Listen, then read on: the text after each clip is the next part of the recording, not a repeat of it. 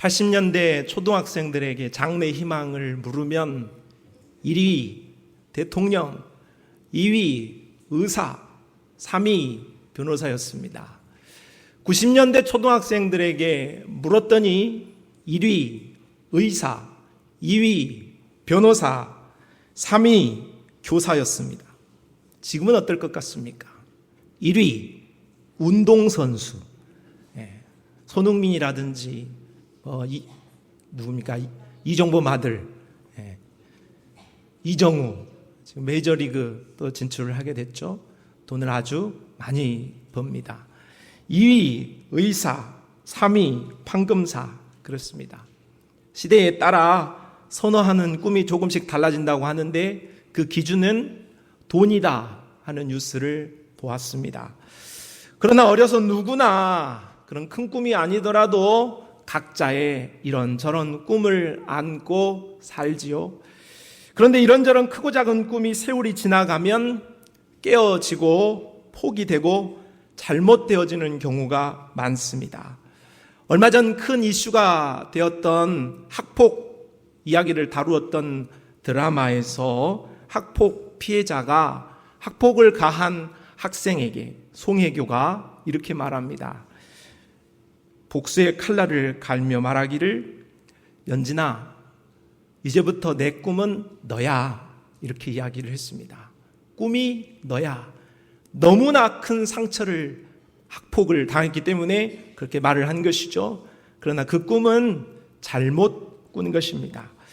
보험금을 노리고 사람을 해하거나 유산을 노리고 부모를 해하는 일들, 각종 흉악 범죄들이 정말로 많이 일어나고 있습니다. 들어보면 말도 아닌 것을 가지고 자신들의 일악 천금을 노리고 또 잠시의 쾌락을 위하여서 못된 짓을 하는 사람들, 만몬, 돈이 꿈이 되어버렸기 때문에 헛된 삶으로 인생을 망쳐가고 있는 것입니다.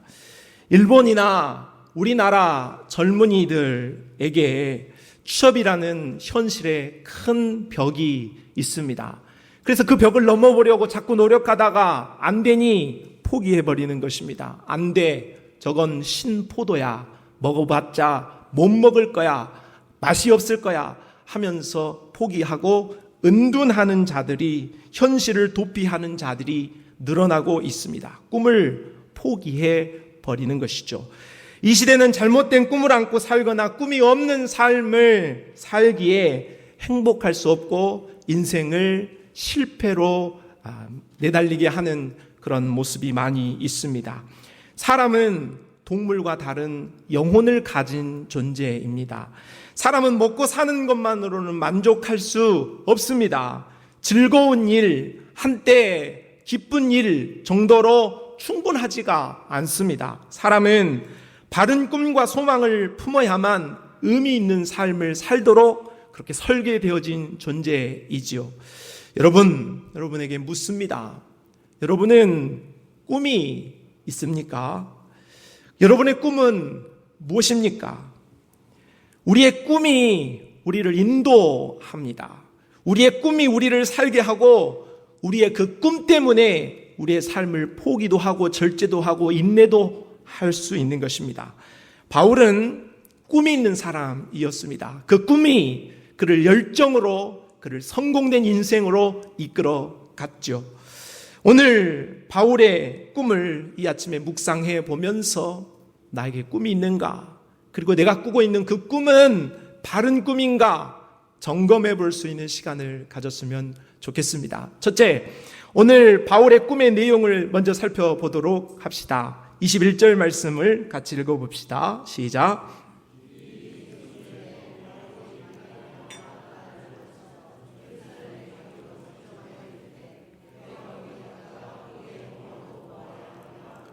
바울은 지금 3차 전도 여행 중입니다. 그 가운데에서 에베소에서의 3년, 특별히 두란노에서의 2년 사역을 마치고 이제 향후 계획을 오늘 21절에 말씀하고 있는데, 마게도냐, 아가야, 예루살렘을 경유해서 최종 목적지 로마로 가겠다 했습니다. 그러니 바울의 꿈은 오늘 로마입니다. 로마도 보아야 하리라. 이것이 바울의 분명하고도 정확한 계획된 꿈이었습니다.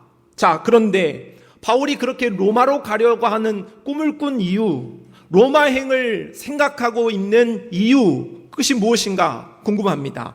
로마서 15장 23절로 24절은 이렇게 말합니다. 이제는 이 지방에 일할 곳이 없고 또 여러 해 전부터 언제든지 서바나로 갈 때에 너희의 가기를 바라고 있었으니 이는 지나가는 길에 너희를 보고 먼저 너희와 사귐으로 얼마간 기쁨을 가진 후에 너희가 그리로 보내주기를 바람이라.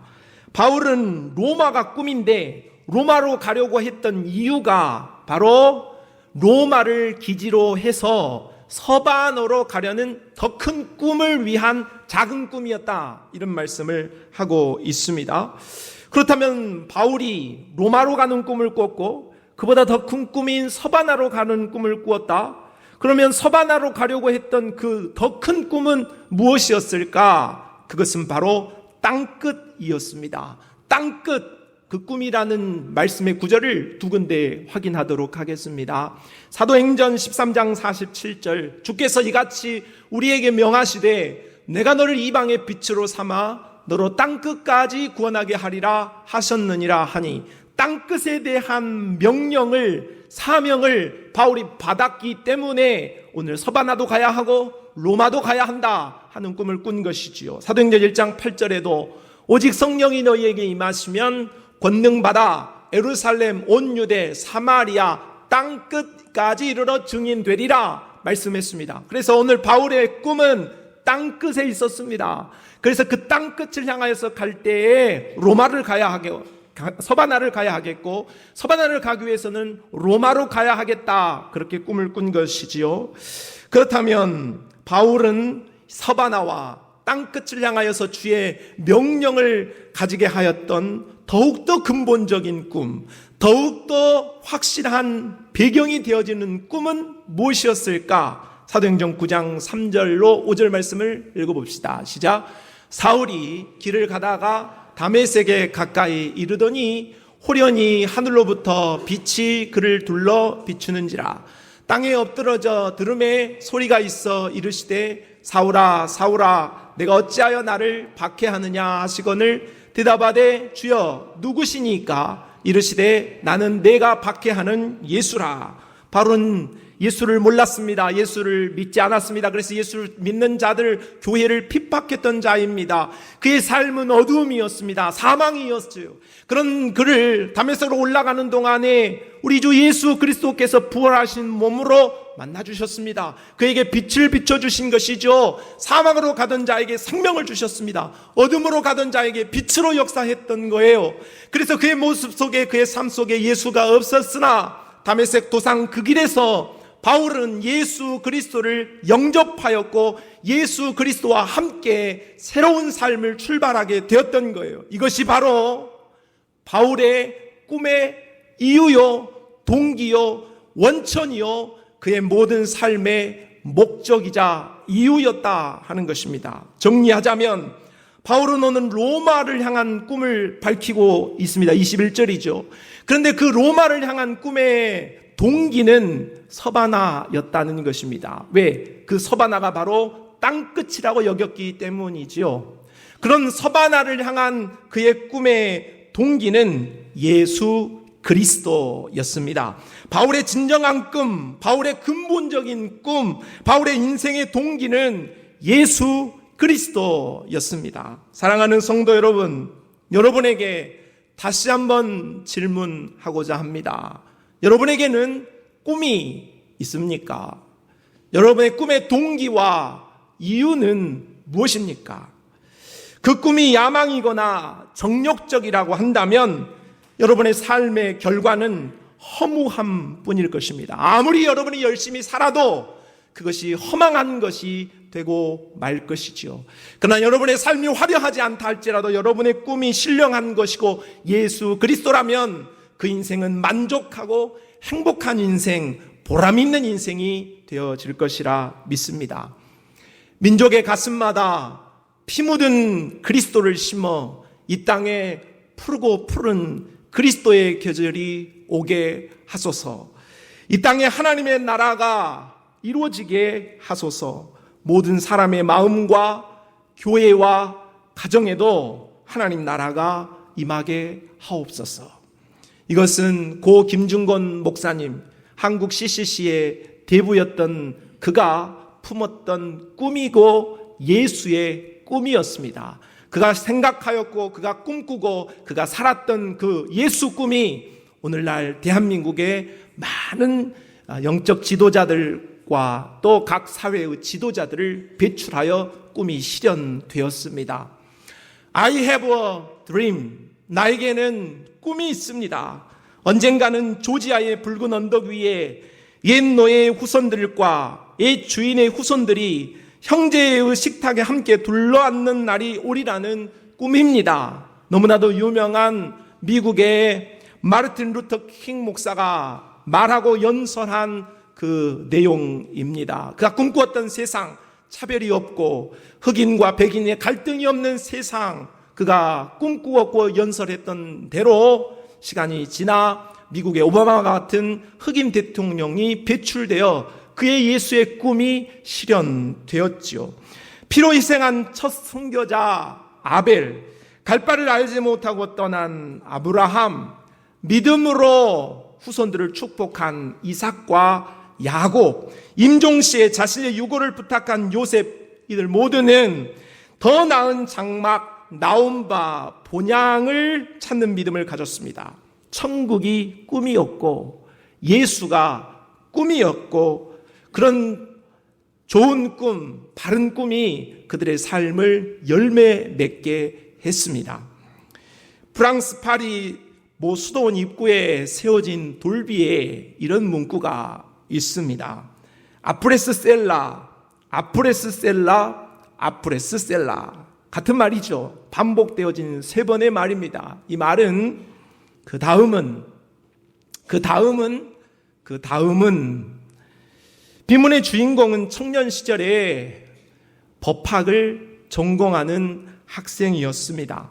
마지막 졸업학기를 남겨두었는데 마지막 졸업학기에 낼 등록금이 없었습니다. 고민 끝에 성직자를 찾아가 자신의 고민을 털어놓았습니다. 그러자 성직자는 기다렸던 듯이 마침 조금 전에 어떤 사람이 좋은 일에 써달라고 돈 한 뭉치를 두고 갔다면서 그 돈 뭉치를 세지도 않고 한 움큼 지어서 이 청년에게 주었습니다.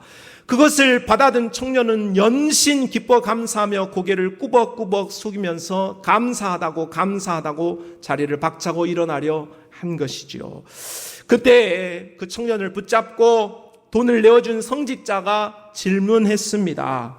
내가 하나 물어보겠네. 자네 그 돈 가지고 무엇 하려는가? 돈 가지고 무엇 하다니요?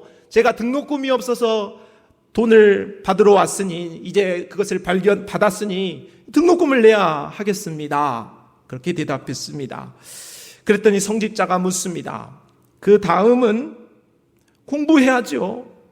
그 다음은 졸업해야죠.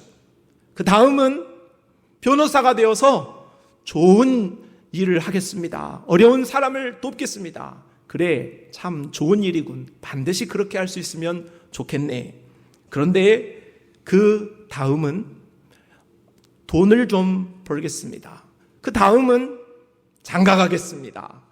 그 다음은 이라는 질문, 예사롭지 않는, 심상치 않는 질문, 그 다음이라고 묻는 그 질문에 똑똑한 이 청년은 더 이상 대답을 할 수 없었습니다. 머뭇거리고 있을 때 그 성직자가 말합니다. 내가 그 다음을 이야기해 줌세. 그 다음은 자네도 죽는다는 걸지. 그 다음은 하나님의 심판대 앞에 당신이 선다는 거지. 라고 대답했습니다. 그 청년은 고개를 끄덕였지만 그 돈을 가지고 나왔습니다. 그런데 그 성직자가 물었던 그 질문은 그의 귓전을 계속해서 맴돌았습니다. 그 다음은 그 질문을 그는 안고 성직자에게 돌아와 그는 성직자로서의 삶을 살게 되었습니다. 그리고 그의 평생의 좌우명은 그 성직자가 던졌던 질문, 그 다음은 이었습니다. 그래서 그는 그 마지막을 생각하는 인생으로 영향력 있는 삶을 살았기에 그 스도원의 후배들이 바로 그 비문에 그 다음은이라는 문구를 새겼다는 것이죠. 여러분, 우리 모두가 성직자가 꿈이 되어질 필요는 없습니다. 그러나 오늘 이 성직자가 품었던, 그리고 그 비문에 쓰였던 문구를 오늘 우리는 한번 되새겨보고 기억할 필요가 있겠습니다. 그 다음은 여러분이 오늘 여기까지 살아온 그 다음은 무엇입니까? 그 다음의 최후는 바로 예수입니다. 예수로 꿈꾸고, 천국으로 꿈꾸고, 재림으로 꿈을 꾸시기를 바랍니다. 요한일서 2장 17절에 이 세상도 그 정욕도 지나가되 오직 하나님의 뜻을 행하는 자는 영원히 거하느니라. 여러분, 무엇을 그렇게 갖고 싶고, 무엇을 그렇게 보고 싶고, 무엇을 그렇게 누리고 싶습니까? 제 아무리 화려한 것을 보고 듣고 맛보고 즐겨도, 이 세상의 것들을 누려도 지나가는 것뿐입니다. 영원하지 않아요. 그런데 그걸 무엇 좋은 것이라고 그렇게 그거 없으면 안 될 것처럼 안절부절하고 그것을 찾기 위해 욕심을 품고 있나요? 누가복음 10장 42절, 몇 가지만 하든지 혹은 한 가지만이라도 족하니라. 마리아는 이 좋은 편을 택하였으니 빼앗기지 아니하리라 하시니라. 뜬구름 같은 꿈, 험악하고 못된 꿈, 빼앗겨 버릴 꿈을 버리고 빼앗기지 아니할 꿈, 영원하고 열매 맺는 꿈, 예수로 꿈을 꾸시기를 바랍니다. 사랑하는 성도 여러분, 우리는 예수가 꿈이 되어야 합니다. 예수가 여러분의 진정한 꿈이요, 여러분의 동기가, 목적이 될 수 있기를 주님의 이름으로 축복합니다. 자, 오늘 바울은 꿈이 분명했어요. 그의 꿈은 예수였습니다. 그런데 그 꿈을 향한 대가를 치러야만 했다는 것이죠. 오늘 사도행전 19장 23절로 41절에 그 꿈에 대한 내용이 치러야 할 대가가 나옵니다. 바울의 예수의 꿈은 늘 저항이 있어 왔습니다. 이번에도 로마를 향한 그 꿈에 적지 않는 소동이 현실로 나타났습니다. 23절 말씀입니다. 그때쯤 되어 이 도로 말미암아 적지 않은 소동이 있었다. 예수를 꿈꾸면, 예수를 품으면 모든 일이 잘 풀리는 게 아니에요. 예수를 믿었다고 해서 모든 문제 없는 삶을 사는 게 아니라는 거예요. 도리어 예수 믿고 교회 다니는 것 때문에 내 삶에 더 많은 어려움에 봉착할 수도 있습니다. 요한계시록 10장 10절 말씀에 내가 천사의 손에서 작은 두루마리를 갖다 먹어버리니 내 입에는 꿀같이 다나 먹은 후에 내 배에서는 쓰게 되더라. 천사가 전한 두루마리가 먹었더니 입에서는 꿀같이 달아요. 너무 달콤합니다. 그런데 그것을 먹으려고 소화하려고 보니 배에서는 너무너무 써서 고통스럽고 힘이 들었다 하는 거예요.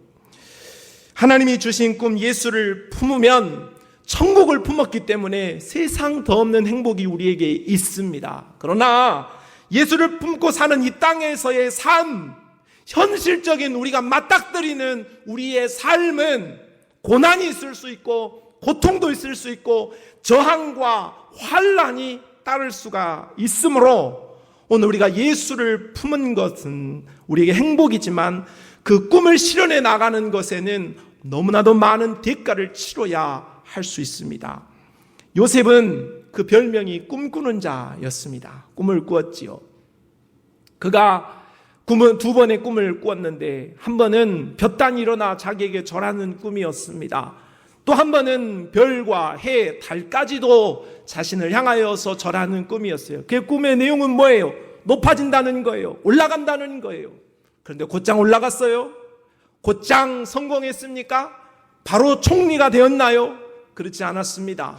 너무나도 큰 고생길이 그에게 열렸죠. 꿈을 아는 요셉에게 타국으로 팔려가 노예 생활을 하는 고통과 억울하게 누명을 쓰고 감옥 생활을 하는 고초를 철저한 대가를 주고 치러야만 했습니다. 그 대가를 다 치르고 난 이후 시간이 지나 그는 그 꿈대로 총리가 되어지는 꿈의 실현을 볼 수 있었습니다. 누가복음 14장 27절에 누구든지 자기 십자가를 지고 나를 따르지 않는 자도 능히 내 제자가 되지 못한다 했습니다. 예수 품고 예수 제자 되려면 우리는 각자의 다양한 십자가를 반드시 져야 됩니다. 아니 나는 십자가는 필요 없고 영광만 달라. 그건 안 됩니다. 그건 주님이 바라시는 길이 아니지요.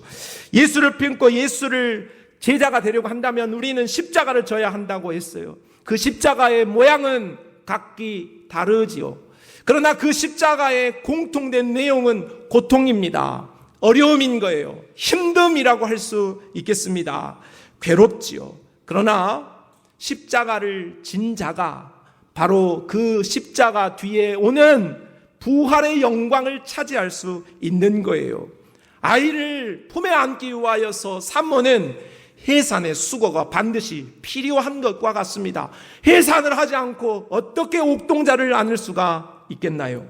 그러므로 예수로 꿈을 꾸는 성도들이요, 예수 꿈으로 인한 어떠한 대가를 지불하다 할지라도 꿈을 놓쳐버리거나 꿈을 포기하지 마시기를 바랍니다. 끝까지 꿈을 꾸러 안고 그 꿈이 실현되어지기까지 십자가라 할지라도, 고난이라고 할지라도, 역경과 어떤 어려움이라고 할지라도 우리가 능히 그것을 이겨내며 오늘 주께서 우리에게 꿈을 실현시켜 주실 천국을 기대하는 믿음으로 전진하는 우리 모든 성도들이 되시기를 바랍니다. 셋째로 오늘 바울이 꾸었던 꿈의 내용과 그에 대한 대가를 치르면서도 바울은 역시 그 꿈을 실현할 수 있는 은혜를 입게 됩니다. 사도행전 20장 1절로 6절의 말씀이 그 내용인데, 자 1절의 말씀을 같이 한번 읽어봅시다. 시작. 소요가 그침에 바울은 제자들을 불러 고난 후에 작별하고 떠나 마게도냐로 가니라. 바울이 로마행을 꿈꿨을 때에 에베소에서 소동이 일어났고 소요 사건이 있었다는 거예요. 산산조각 난 꿈이 되어질 뻔한 거죠. 그런데 오늘 1절 말씀에 다시 보면 소요가 어찌했다고 기록하고 있습니까? 소요가 그침에, 소요가 그쳤다고 말하고, 소요가 그침으로 바울이 꿈꿨던 로마행이 이루어지고 실현되었다고 말합니다. 바울은 그 꿈을 향하여서 그의 항해를 차질 없이 진행하게 된 겁니다. 예수님이 함께 탄 배에도 큰 풍랑이 일었고, 예수님이 함께 타 있었던 그 배에도 물들이 차고 넘쳐서 죽을 것 같은 상황이 펼쳐지게 되었어요. 여러분, 우리가 예수를 꿈꾸고 예수를 사랑하고 예수와 동행하고 예수를 붙잡고 산다고 해서 오늘 우리의 삶에 풍랑이 없는가? 오늘 우리의 삶에 물이 들어오는 그런 상황으로 정말로 숨이 꼴깍꼴깍 하면서 이제 나는 죽었구나, 이제 나는 끝이구나, 이제 내 신앙은 마지막인가, 돌아서야 하는가 하는 그런 상황들이 우리에게 비일비재한 것입니다. 소요와 소동이 도저히 끝나지 않을 것 같고 넘어설 수 없을 것 같아서 무릎을 꿇어버리고 꿈을 보지 못할 것 같은 그런 우리는 상황에 맞닥뜨리기도 한 것이죠. 그런데 그것은 착각이고 믿음 없는 소리입니다. 예수님은 그 풍랑이 일어서 죽겠다고 아우성치는 제자들 곁에 계셨습니다. 오늘 우리도 그렇습니다. 난 너무 힘든데 누가 내 고통을 알까? 내 마음을 누가 알아줄까? 왜 나만 이렇게 살아야 되는가? 그렇게 고민하고 고통하는 우리를 향하여서 오늘 제자들에게 함께 하시고 그 바람과 바다를 잠잠하게 하셨던 예수님께서 내 삶에 찾아오셔서 오늘 마가복음 4장 39절과 같이 말씀하세요. 예수께서 깨어 바람을 꾸짖으시며 바다더러 이르시되 잠잠하라 고요하라 하시니 바람이 그치고 아주 잔잔하여 지더라. 예수의 꿈을 가진 우리에게 일어난 어떤 장애물과 문제라도, 어떤 소요와 소동이라 할지라도 예수 앞에는 잠잠하여지고 고요하여지게 될 줄로 믿습니다. 그리고 예수의 손에 붙들린 우리는 꿈의 종착지인 천국에 반드시 다다르게 되어질 줄로 믿습니다. 우리는 분명하게 믿습니다. 우리의 결론이 무엇인지 말이죠. 오늘 예수를 모신 우리, 예수로 꿈을 시작한 우리는 그 꿈을 시작하게 하신 예수께서 그 꿈을 실현하게 하실 일도 우리 안에 행하여 주실 줄로 믿습니다. 내가 착한 것이 아니라 내 안에 계신 일을 시작하신 이가 착하시죠. 내 안 능력 있는 것이 아니라 내 안에 계시고 나와 함께 하신 그분이 능력이 있습니다. 나는 천국 혼자 갈 수 없어요. 나는 내게 있는 어떤 소요와 소동으로 인하여서 나는 천국까지 이를 수 없어요. 그러나 걱정하지 말 것은 오늘 나와 함께 하신 그 주님이 나의 소요도, 나의 소동도, 나의 요란한 것도, 나의 모든 장애물도 예수의 능력으로 꾸짖어 잠잠하게 하여 주실 줄로 믿습니다. 그리고 잠잠하게 하여 목적지까지 그 배가 이르듯 우리를 이 땅을, 고해와 같은 이 땅을 잘 항해하고 끝마쳐서 천국에 입성하는 그날까지 반드시 나를 붙잡고 가시고 견인하심으로 나는 탈락하지 않고 저 천성에 이르게 되어져서 반드시 내 안에 품은 예수의 꿈이 실현되어지는 은혜가 저와 여러분의 것이 되어질 줄로 믿습니다. 사랑하는 성도 여러분, 말씀을 나가며 마지막으로 여러분에게 다시 한번 묻고자 합니다. 여러분에게 꿈이 있습니까? 그리고 여러분의 꿈은 무엇입니까? 예수 아닌 헛된 꿈, 헛된 즐거움, 헛된 만족, 그걸 위해 살지 말고